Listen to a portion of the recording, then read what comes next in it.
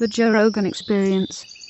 The thing is about striking, too, is like striking when you mix in with wrestling, you can kind of get away with a lot more. A lot more crazy shit happens. People knock people out that maybe wouldn't knock people out normally. You know, like Kevin Randleman was an amazing example of that. He knocked out Mirko Krokop with a left hook. Remember that? Yep. Now, if they were in a straight kickboxing match, it's definitely possible that Kevin could do that. Kevin was an incredible athlete. But you would favor heavily that Mirko would be able to stuff that. All day. All day, most likely, because he was so elite in that realm. But you add striking to MMA, and, you know, there's so much craziness going on that sometimes it's hard for people to clearly establish like who's actually better on their feet until someone can stop the craziness. Yeah, there's blurred lines. Yeah, and then you get to this level. There's this level where you get like a Masvidal. He's a perfect example because he's so goddamn good.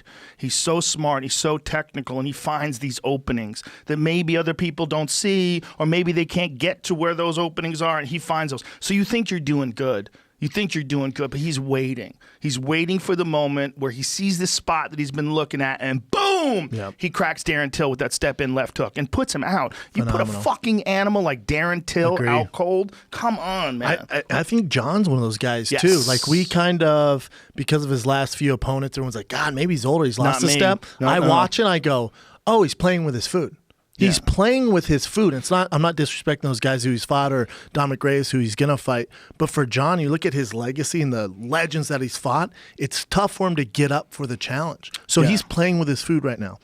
Well, wait till he fights. I'm telling you, wait till he goes to heavyweight. You're gonna see the old John when there's actual where he thinks it's a challenge. Wait till you see him fight a Stipe or Francis. You're gonna see the monster come out. Right now, he's just picking with his food. Yeah, I'll do that. All right, yeah, let's do it. I think he's in cruise control. I think you're entirely correct, and I think when you are at that elite a level, when you've never been defeated, you have one loss, it's a bullshit loss, everybody knows it's a bullshit loss, he really should get his record cleaned.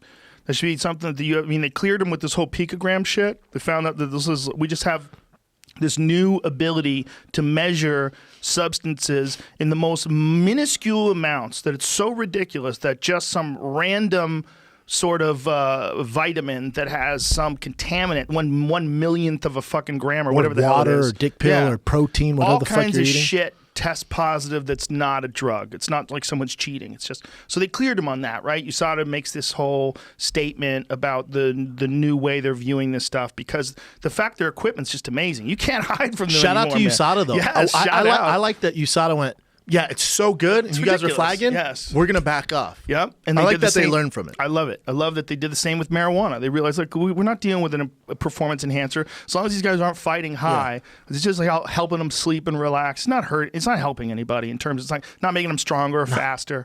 So, and it might help them with anxiety and a lot of other things. So they released that, right? They're doing good things. But with John, it's cleared that he wasn't taking anything. This is just some shit that's a residual, like a residue that's on something else, some contaminated supplement. Same thing would happen with Tim Means.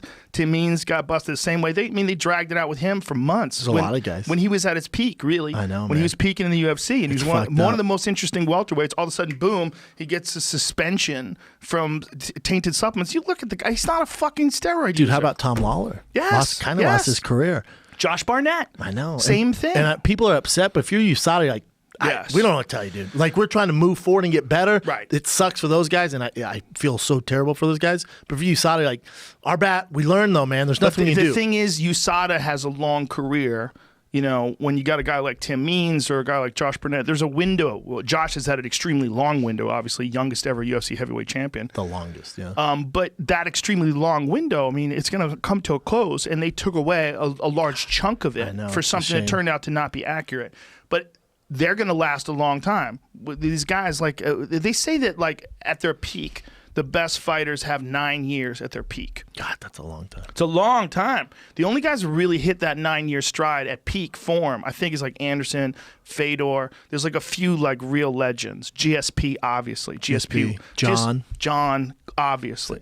Right? John is undefeated right now. I mean, they took his title away, he wins it back, right? He's never lost a title fight. And you're dealing with the guy wins the title, youngest ever in the sport, flying knee opener on Shogun. Had just nothing but success since then. People are like inspecting him with a microscope, expecting him to fall off. Like, you're dealing with the GOAT, man. It's hilarious. He's the GOAT. And even after the Santos fight, I'm like, oh, Santos had one leg. So I went back and watched John Jones fight, and you watch, you're like, oh, he couldn't give two fucks about being in there right now. Well, he was smart too, because he's that smart guy was and he's dangerous. calculated. It's dangerous, but at the same time, he could have took him down. His coaches were like, dude, I was talking to his manager, like, we were like, dude, take him down. He's like, no, I'm just going to entertain this.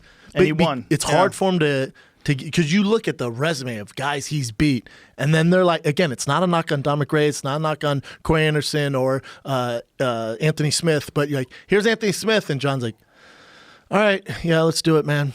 So it's, that he's fucking with his food right now. Well, he's so good, but he's still able to fight out. Like the Gustafsson fight, the early one, the first one, was a perfect example of him falling into a trap, right? Partying too hard, didn't train. Trained for 2 weeks, sir. Barely, right? Barely. Everyone in camp was like, they were like saying, what do we do here? He goes out and guts it out, wins in the stretch, wins down the stretch. Like he had to be pushed to win down the stretch, right? Then and I trained with Gustafsson for that fight, and I'm talking the best I've ever seen in the training room. I was like, imagine. Oh, this guy's never going to lose. Yeah. Oh, he's the best I've ever seen. He would spar 5 rounds with me, then jump in with a heavyweight professional boxer and fuck him up. 5-5, 5-5, bounce, beat the fuck out of me. And I'm like, what? He's never going to lose. John didn't, you got to understand, didn't train. Went the distance and beat won down that the man. stretch. Won down the stretch, gutted it out. And Gustafsson's the best light heavyweight of all time if he was in a different era and there's no DC or John Jones. He's the GOAT. But you can't say I'm just saying, that's how good he is. He's the GOAT if those two fucking guys aren't there. Yeah, he might was be right. This close to being the both GOAT. of them. Right, he could. This fucking close, dude. He could with the first fight. Yes. But then the second fight, John just runs him over. Because John took it serious. Took it very seriously and wanted to prove a point. He's good. Check this out. Yeah. How about the DC fight? All right, beat you in decision. That's cool. Run it back. Boom. KO. Head kick. Yeah. And not just a head kick, but head kick on the side where DC said, you're not going to trick me into leaning towards my right where you could hit me with that left kick. Like, they actually had a conversation about it.